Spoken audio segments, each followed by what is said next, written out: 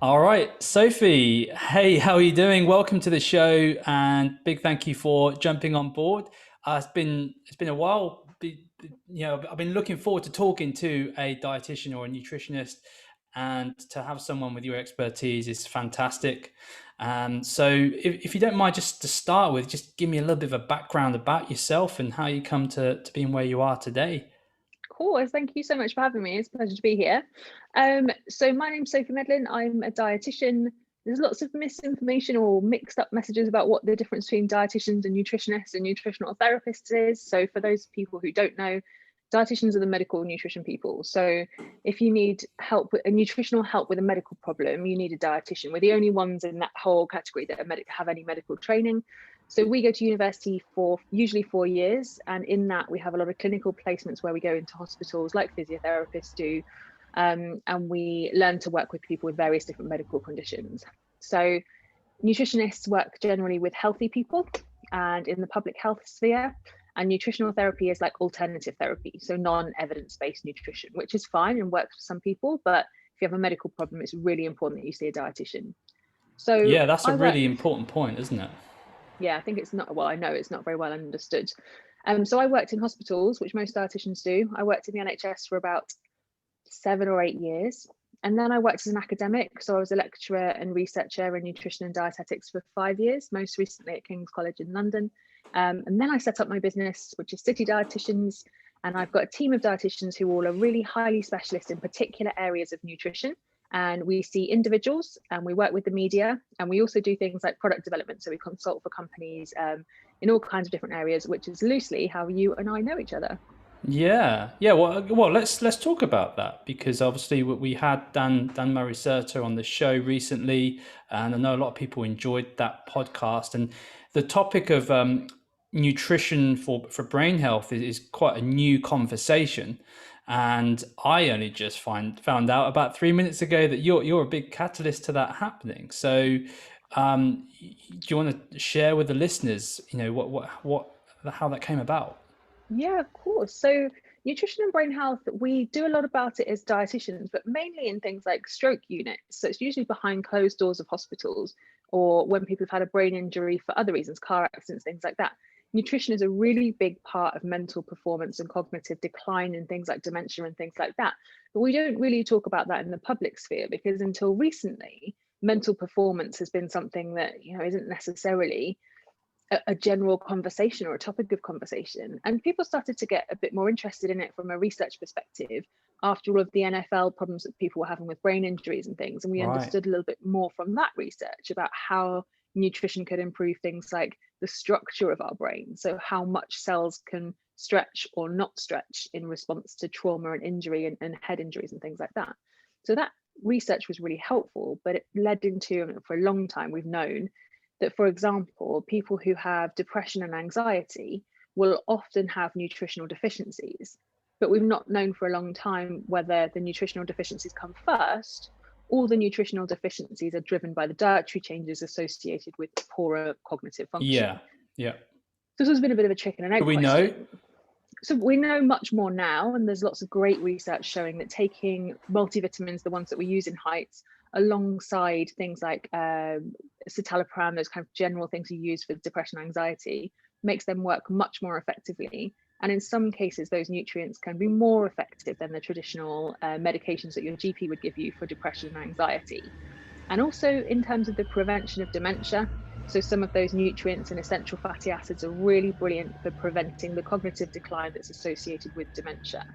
That said, if your doctor's prescribed you something, please don't come off it and try and take vitamins instead. You need to go with medical advice and use what you need, because obviously there are risks associated with that. And we're not a medical company, we are a supplement company. So that goes alongside those kinds of things. Yeah, yeah, that's really important. And just so for the listener, just to let you guys know, so obviously you've listened to the podcast I did with Dan on brain care, and you actually helped Heights develop this supplement, this all-in-one. That I like the term smart supplement.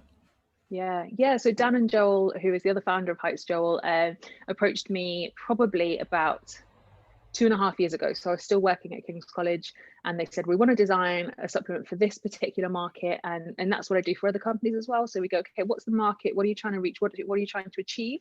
And then I do, as the researcher and the nutritionist and dietitian in the project, the deep dive into the literature, understand exactly what is going on, what the research says, what we can and can't do and say, and then bring out a formula that then gets changed repeatedly over the years as we try and get it exactly right and find out what we can and can't put into pill form and how much of each dose we can and can't put in and things like that. Refined, and then in the end we end up with a product. And yeah, the smart supplement from Heights, I'm super proud of as a project. Feedback has been incredible. I take it, I love it, I think it's great, and yeah, it's been a really fantastic thing to be involved in. Yeah. So, one of the conversations I had with Dan actually was the whole RDA and the misunderstandings around what recommended daily allowances really are.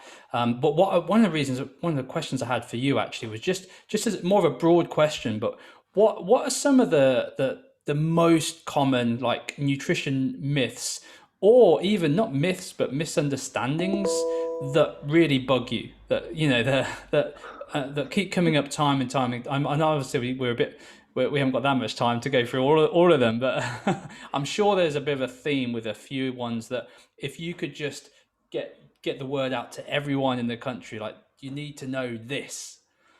Oh my God, there's so many. Like the nutrition industry, especially sort of supplement industry and that sort of thing, is like the Wild West. There is such poor regulation and anyone can say anything. I mean, that's not quite true, but people do say whatever they want to. I would say that one of the big things is to do your research before you trust anybody. And if you're thinking about buying a supplement or anything like that, check on the website who has designed it, who's the team, and do you trust them? Because it might be fronted by a celebrity, or you might see, I don't know, Gemma Collins advertising it or whatever it might be. But ultimately, if you need to look on the website and see who the team is, and if there's a reputable medical team behind the design of that nutrient, that vitamin, or whatever it is, whatever it might be.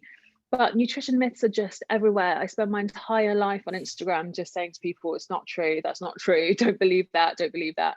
And I'm sure you find the same in your work, where you give people a really thorough and really helpful plan and you're like, this is great, but then they come back and say, oh, but I've read this, or I've heard this, or the next door neighbor said this. That's very frustrating. Yeah, well, I find probably for the last 6 or 7 years that my job mainly consists of reprogramming people's minds, because it occurred to me a number of years ago that that's what had happened, is there was like a reprogramming going on that was the catalyst was the diet industry. And I just hate the whole concept of diets full stop, but well, hate's a strong word, but you get what I mean, like, and so really I find myself most of the time just trying to reprogram people's minds and break a lot of the myths. But yeah, I'm just curious to what are some of the top ones that you find that people really just need to understand better? So there's just so many, it's really hard to pinpoint them. So I would say one of the big ones that I've noticed recently, which is just a trend from social media, is people stop cutting out dairy altogether. And if that's an ethical decision because of the environment or whatever, then I can get on board with that, or because of animal welfare, then I can get on board with that. If you think that moving to a plant-based milk is going to be better for you because an influencer has told you, you're very sadly mistaken. So dairy milk provides us with a really essential matrix of nutrients, which are much harder to find elsewhere in our diet. Not impossible, but much harder. Equally, we know that people who don't have dairy in their diet, especially when they're before the age of 30, never reach their peak bone density, which means that all of the young people who have been indoctrinated into moving to a plant-based milk by those early influencers on Instagram, for example, are inevitably going to suffer with osteoporosis much earlier than they would have done had they not cut out dairy. But the influencers who told them to do that have absolutely zero responsibility and there's no comeback to them because they're not registered healthcare professionals. So if you are taking nutrition advice from influencers and celebrities on social media, number one, please don't. But number two, just make sure that you are getting it from credible healthcare professionals, not from people that haven't got any nutrition qualifications. Because whatever you cut out your diet, there are nutritional consequences for that can have lifelong effects and that you might not know about until it's far too late to do anything about it. So that's one that's come up. You mentioned obviously really doing your research, looking at, are these people credible, the healthcare providers? what are some things that people should look out for to know if that's true or not? Because obviously, because marketing's so good now, it's very difficult for people to distinguish between the difference. And so when someone's sort of listening to your advice and saying, okay, well, I need to look into this supplement a bit more, what should they actually be looking at? So you want to be taking nutritional advice from registered healthcare professionals. So dietitians, obviously, so the term dietitian is a regulated title. So you can know as much as you want about nutrition, but if you haven't done a dietetics degree, you can't call yourself a dietitian. So all dietitians are going to have a really good base level of knowledge in nutrition, but equally dietetics, all nutrition is a very broad subject area. So you need a specialist dietitian in particular areas, which makes things a little bit harder for people for sure. The next thing to think about is registered nutritionists. So nutritionists who have done a full degree in nutrition can register as a nutritionist, and they are also really excellent people to take nutrition advice from. I think we have to be a little bit careful of personal trainers who haven't got additional nutrition qualification. So that's a background check job, and that's unfortunately at the moment left to the responsibility of the individual, so the person who's following them. And similarly with nutritional therapists, we need to just be really, really careful and mindful that they're not medically educated or scientifically educated. It's not a scientific degree. It's not a degree at all. So if it's a nutritional therapist, you should be conscious of that. But if it's an influencer or someone who's written a cookbook or a journalist or a celebrity, they are not people to go to for nutrition advice. So please don't try and follow them. And when it comes down to medical related issues, I mean, that is particularly crucial, isn't it?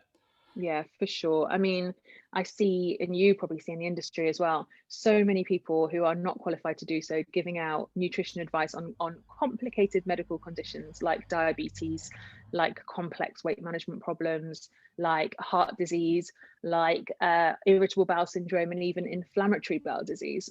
People without appropriate qualifications giving out nutrition advice on these. And the problem with that is that you might think that the advice you're giving is innocuous. You might think that saying eat more fruits and vegetables is right for everybody, but you don't know what you don't know. And actually, if you had full qualifications in those things, you'd probably be, oh, actually, you need to be really careful with those types of fruits and vegetables because of X, Y, Z. So we have to be super conscious of the limitations of our scope of practice. And anyone giving nutritional advice for medical problems needs to be a dietitian, shouldn't be anybody else. One of the biggest issues for me, like that I see, is that there's what I call black and white thinking. So, well, Matt, is that bad for me? Is this good for me? And should I eat bread or should I not eat bread? And well, fats must be bad, so I'm eating low fat food, and and that this is like a constant, and it's understandable because let's face it, nutrition, when you get into it, the more you learn, the more you realize you don't know, and it's such a complex area. But if I could just get over one thing to a lot of people listening, I'm sure you're the same, is that there generally isn't any right or wrong. Like if you have a bit of chocolate now and again, if you have a glass of wine now and again, you're not going to die. If you have a slice or a sandwich, you're not going to pile on 2 stone. It's all the context is the most important thing. But particularly with the low fat, that's one of the big things that we sort of come against a lot. And low calorie, people constantly just trying to strive towards low fat, low calorie, and that is, for me, is a massive diet culture thing that needs addressing, right? Yeah, for sure. And I think the problem that's happened because of diet culture, because of how trendy it is to like perpetuate diet myths and things like that, is that people are worrying about the nutritional equivalent of like the fries on their chips in a whole bowl of McDonald's. Do you know what I mean? They're like worrying about the really silly minutiae when they haven't even got the basics, the foundational basics of healthy eating in place. And I'm sure you find this all the time. People are saying, oh, should I use Himalayan salt? I've heard it's better for me. Well, are you eating 5 a day even? No. So let's start with the basics and work our way up to that kind of level of refinement that's been made. Yeah, it's just super trendy by influencers and celebrities and things like that. So we have to be able to get those foundations in place first of all, and then all the context can come in terms of, well, maybe you would be better with a bit less carbs, maybe you would be better with more fiber, maybe you would be better with this and that. But ultimately, if people aren't doing the basics, then we have to reteach people how to eat healthily in the most basic of forms. especially if they've been yo-yo dieting or extreme dieting over a long period and failing in inverted commas on those diets, because they will have been doing all kinds of crazy things that someone's taught them to do and picked up all sorts of strange thoughts and ideas about dieting. And to be clear, some of my patients have multiple PhDs, are CEOs of multiple companies and super smart people, but they've read far too much about nutrition and now they have no idea where to start. And I'm sure you find the same thing with lots of your clients. Yeah, no, certainly have. I've gone full circle with my nutrition sort of, not prescriptions, because like you say, I'm not a dietitian, but more recommendations or just guidance, and we have stripped it right back to we have a system. We call it a perfect 10. It's 5 daily habits. You get 2 points for each habit. One of the habits is getting your hydration and getting your 2 liters minimum of water. I mean, it's literally, like I said, gone, because I found that those foundations of eating whole foods, drinking enough water, getting enough sleep, if what I find is if you get those foundations in place, then actually all of the other 1% or even 5%, that they actually sort themselves out. If you have more energy because you've had a better sleep, and because you've maybe had a more whole foods in your diet, at least at breakfast, then the rest of the day you tend to have more energy. So you don't snack on sugary products so much. You don't crave the caffeine every hour or every half an hour. One of the questions I had just regards to like today, the world that we're living with COVID over us, and what can people do in terms of if there are any dietary recommendations around boosting their immune system? Obviously, vitamin D has been touted as the new wonder supplement. Is there anything else that you recommend alongside that? Yeah, so with immunity and nutrition, it's a bit like everything else, unfortunately or unfortunately. If you could be eating as well as possible, but you could be not sleeping enough, or you could be super stressed. And these kind of lifestyle factors really impact your immune system. So buying loads of vitamins and things like that to try and boost your immune system or improve your immunity is really, it's counterproductive, especially if you're overdosing your system because your body's under more stress to try and get rid of all the high doses of things that you're putting in. So really important to get the foundations right with healthy eating. If you want your immune system to work as well as possible, it's about the foundations of healthy eating, it's about good sleep, and it's about good hydration, those real basics. Your immune system can't work well without those things. If you're super stressed, it's going to be under pressure, and you need to think about working on those things first. The other thing to think about is your gut health. So if your bowel isn't working very well, that has a big impact on our immunity. So that's really, again, about the basics, eating plenty of fruit and vegetables. That's what your bowel wants. Plenty of plants, not cutting out food groups, being conscious of those kinds of things. And then if you are doing all of those basics and you want to try and improve things a little bit more, the chances are you'll be fine. But ultimately, things like vitamin C is essential for the immune system. If you're eating loads of fruit and veg, you'll be getting plenty anyway. There is some interesting emerging data on higher doses of vitamin C for treating and preventing COVID, but it's really early. So you might want to consider that if you're someone who's really refining your diet. Zinc is really important for our immune function. Sorry, let me just go back to vitamin C. One of the reasons that vitamin C is so important is because your immune system uses a lot of vitamin C. So in order to launch an immune response, you have a really high turnover of vitamin C in your body. So you use it up very quickly. So, if you've got a cold or anything like that, and perhaps you're not eating quite as well as normal, or you're relying on a bit more comfort food because you're not eating as well, you might not be getting enough vitamin C or quite as much vitamin C. So in those situations, if you do supplement with vitamin C, we see the life of the cold reducing. So vitamin C supplementation when you are poorly can be really helpful to help your immune system, just because you're using a lot more vitamin C in those situations. And the same applies with zinc. So zinc is really important for immune function. So a little bit more zinc during times where your immune function isn't so great is quite helpful. So vitamin C, zinc, vitamin D, everyone at this time of year should be taking vitamin D anyway. The darker your skin, the more vitamin D you need from supplement form, because you can't absorb as much from the sun. So gingers like me need far less vitamin D supplementation and absorb loads from the sun. But the darker your skin is, the more vitamin D you need, because you won't be getting any from the sun or anywhere near as much from the sun. So people with darker skin need to have vitamin D all year round. People with fairer skin just need to be particularly conscious of taking it during winter months. But it's certainly a good insurance policy to take it all year round for everybody. And vitamin D is really important for your immune function for multiple reasons. And also, it would seem, for lots of reasons that we don't very well understand yet. And COVID's kind of brought out a lot of these questions and a lot of these things that we didn't, maybe questions we hadn't asked before. Yeah, I think, and one of the things that you sort of mentioned there with regards to using supplements is having that understanding that you're using them as a supplement to your diet. Um, and I think maybe one of the areas, I don't know if you agree, like one of the areas people struggle with is knowing when they should be taking a supplement. Having that, I think that takes some education, which is why it's good to kind of share these conversations, because I'm pretty in tune with my body now, and I know, when, okay, I've not had my greens today, so I have like some backup greens shakes and stuff like that when I've been a bit lazy on the greens prep. And vitamin D, I have have my fish oil.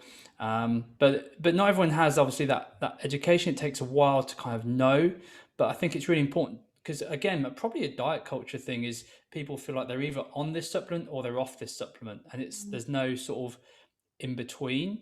And for people to understand, listen to this, well, if you're getting certain nutrients from your food, then you don't maybe need them so much. Obviously, things like vitamin D can be harder to come by from your food than other vitamins like vitamin C.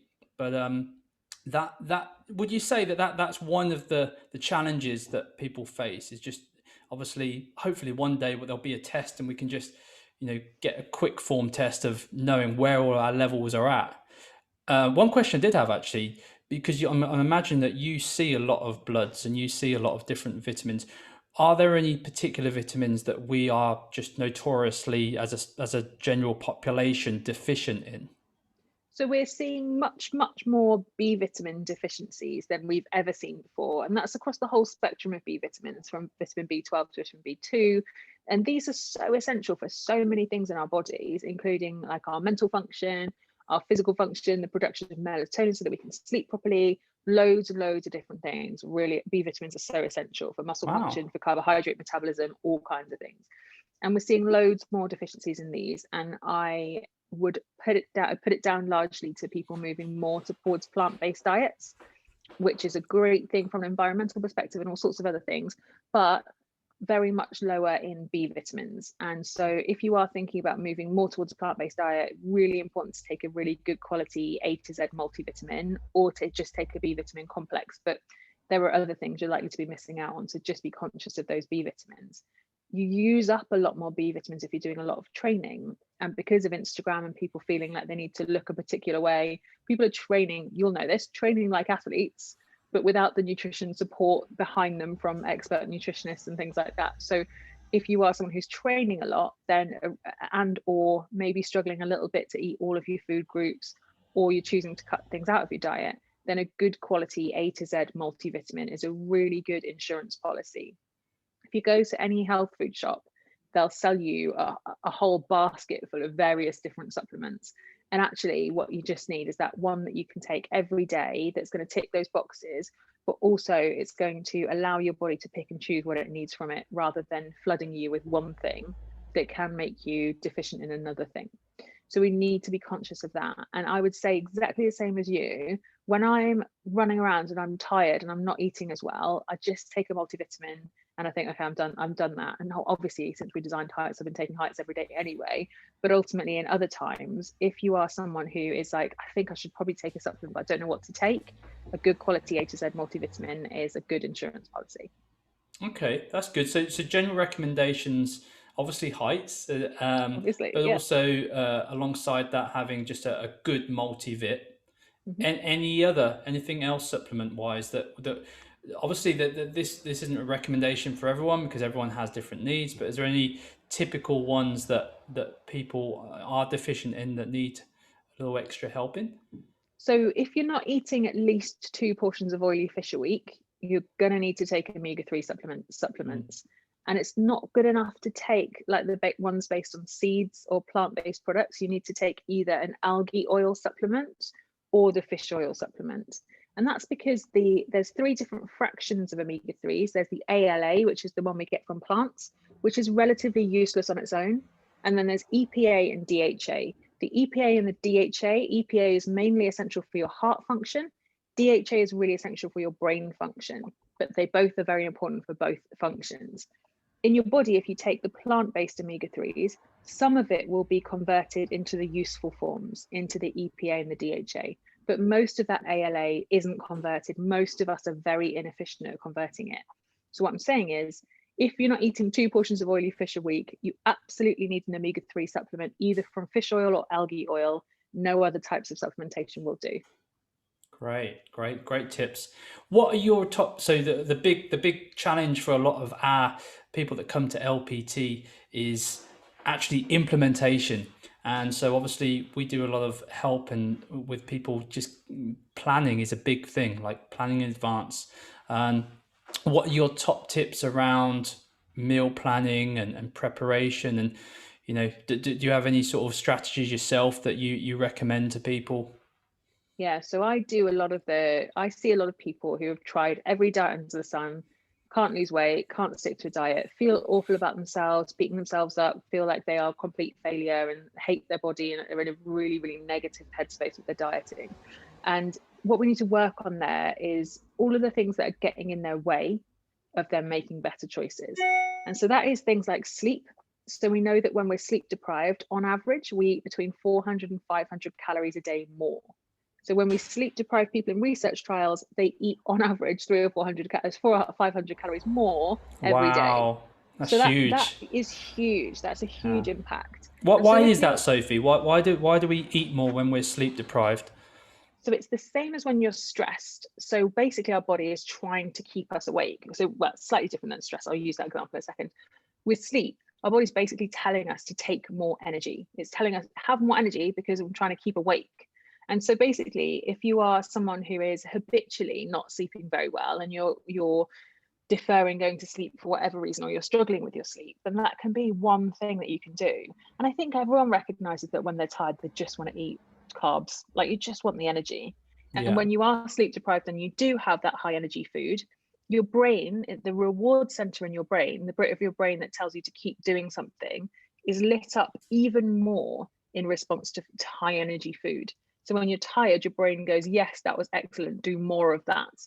So it's a brilliant survival mechanism, but terrible for us now because so many of us struggle with sleep, and then we struggle more with overeating. So sleep, crucial, and just get out of your own way with it. Get into really good habits with your sleep. And if you're a parent and things like that, and it's really hard for you, then ultimately maybe it's not the right time to try and go down in a strict diet and things like that, because ultimately you've got something that every day is going to be acting against you, and you're going to be fighting against your own physiology every day. The similar thing applies with stress. So stress is a fight or flight response. So we've got high levels of cortisol in our body. It's a fight or flight hormone. So your body thinks you're going to have to run away or fight something, right? So your body says fuel up. Your body says fuel up for the run or fight. So again, when you're stressed, the more you eat, the more your brain says, yes, that was excellent, do more of it, because in a minute we're going to have to run and fight. So let's do lots of eating now, right? And that also has an impact on how much fat your body will be willing to let go of, particularly if you're chronically stressed in the long term. So your body says, we need to hold on to this fat because in a minute, something really stressful and awful is going to happen. We're not going to be able to eat. So that has a massive impact on so many people. So really good stress management is essential. Okay, so stress management. And then I think I interrupted you actually on the meal planning tips. So you got any hacks or meal planning tips to help people be more prepared? So at the moment, we have this unique opportunity to manage our food environment in whatever way we choose to. And I think one of the big things that I'm seeing at the moment is that some people are choosing, for whatever reason, to keep their food environment, their house, like a corner shop full of biscuits and cakes and crisps and things that humans are not designed to be able to resist. Our physiology, when they're there, our physiology is going to be telling us all the time to eat it. But we can make our eating environment a bit more like a health food shop. So there's some foods that you really like. There's some foods that are like good things, a bit healthier, maybe some chocolate, like raisins and things like that, chocolate nuts, that sort of thing. So it's nicer than just fruit and vegetables, but ultimately not something that you find completely irresistible. If you surround yourself by irresistible food, you're going to eat irresistible food all the time. It's what our bodies are designed to do. It's what our body's telling us to do. So if you're fighting against your physiology all the time, that's really tough. With meal prep and meal planning, I am such a foodie. Like, I cannot think of anything worse than eating fish that I cooked on Sunday on a Thursday from a Tupperware box. Like, doesn't work for me. I don't think it's a particularly sustainable solution. If it's a short-term thing to do a particular thing, fine. But ultimately, you need to find a way of eating that you find delicious and nice and that you enjoy, and write those things down. Write yourself a list of foods that you like, meals that you enjoy that you know are healthy, and coach yourself through it. So this self-coaching is so important for everybody. Everybody wants to hit Deliveroo when they're tired and busy and stressed. Everyone just wants to Uber Eats a meal to their house that's going to be delicious, right? You have to go, I know you want that, but tonight we're going to make this choice. I know, in your head, talk to yourself. I know that's what you want to do.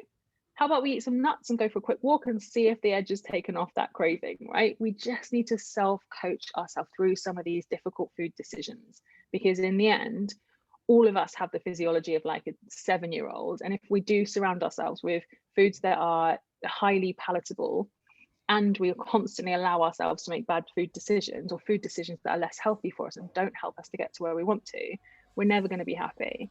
So we have to learn that self-coaching and surround Experimentation yourself. is something that a topic we talk about a lot with our members, like just trying stuff, because you don't know what you don't know, do you? So you might try a meal that sometimes looks like, you look at the recipe maybe and just think, oh, that sounds a bit weird, but then you try it and it's like blows you away, and that Yeah. could become one of your favorite recipes.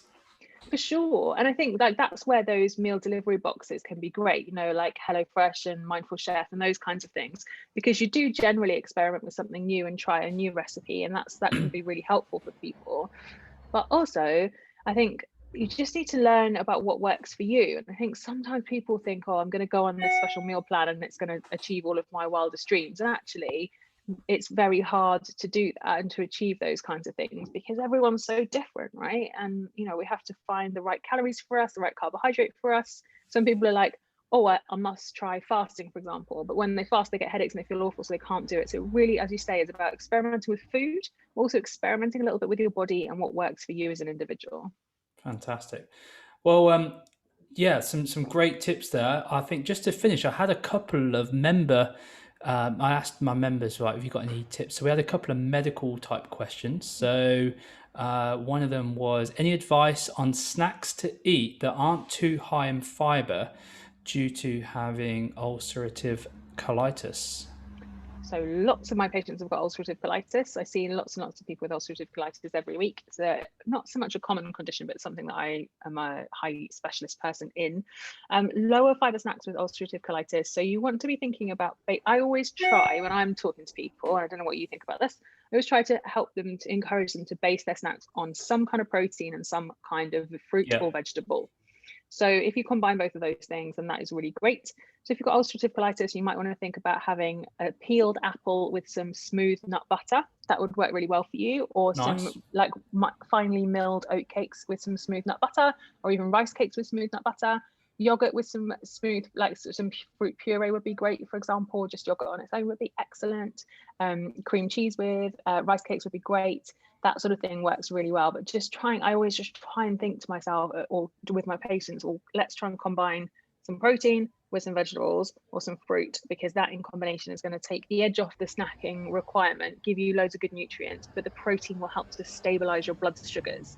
When we snack on just carbohydrates, blood sugars go up and drop again very quickly. We want to snack again. So protein is a really great sustainable snack to keep us going through the day. Great, fantastic. And then the other one was, any food tips for vagus nerve dysfunction? Well, so that's a complex medical problem. I would suggest that's probably been diagnosed by the alternative medicine community. It depends on what the symptoms that person is having as a result of that dysfunction. But encourage them to get help from a registered dietitian. You're obviously super welcome to book in with me.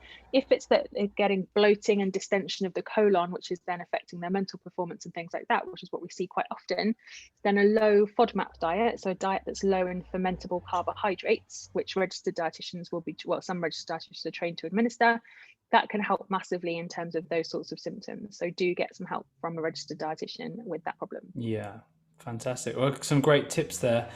That's been fantastic. It's been really good talking to you, Sophie. Some really good tips for listeners. I think they're going to gain a lot out of that. And I think there's going to be a lot of people that would like to find out a little bit more about, what service you offer. So, where can people find out more about what you do? I know, obviously, just before we started this podcast, you were sharing that, you're doing loads and loads of online appointments now. So that's fantastic. Yeah, so I run a business called City Dietitians. We were previously a completely face-to-face clinic, and now everything is online, which is amazing because we can see people from all over the country and all over the world, even on Zoom appointments. So if you want to book in for an appointment or anything like that, we have a range of dietitians who can meet most people's needs. So it's citydietitians.co.uk. My social media is all at Sophie Dietitian, so you can find me anywhere. If you're spelling dietitian, sorry. Okay. You still hear me? If you're spelling dietitian with a TIC, you'll find somebody else. You need to spell it with 2 T's, but we'll pop it in the show notes and people should be able to find it. We'll get all of that in the show notes, guys. And just check Sophie's out. She's got a fantastic Instagram account, so you definitely can pick up loads of tips just from that alone. But obviously, please contact her for more information, and particularly if you've got any sort of medical issues like the ones we mentioned, I think you can get a lot out of that. So thanks again, Sophie, for joining us on Mastering You. And one of the questions I always finish with is there any health, fitness, sort of wellness professional or expert that I should talk to that you recommend? Oh, there's loads of people. It depends on what sort of thing you're interested in, really. So my friend Richard is an expert in medicinal mushrooms and how you might use those. So not necessarily magic mushrooms, but ones that you can use for adaptogenic purposes, so for your brain function and things like that. Wow. So he would be a really interesting person. He's the biggest hippie I know, and I would happily say that to his face. Not that it's ever an insult. I tell you who would be brilliant for you to interview is my friend and colleague, Dr. Rachel. I always do this. Sorry, Dr. Rachel Kent, who is an expert in digital health. So she's got a PhD in digital health and how we can use digital technology to our advantage, but what happens when it goes wrong. So things like the fitness tracking apps and food tracking apps. Oh, that'd be amazing. That'd be really good. Yeah, definitely. Put me in contact with her. Fantastic. Okay, well, take care and look after yourself during these crazy times that we live in. Thank you so much for having me. It's been lovely. No, thank you. We'll probably catch up soon. Take care, Sophie. Thanks again. Bye.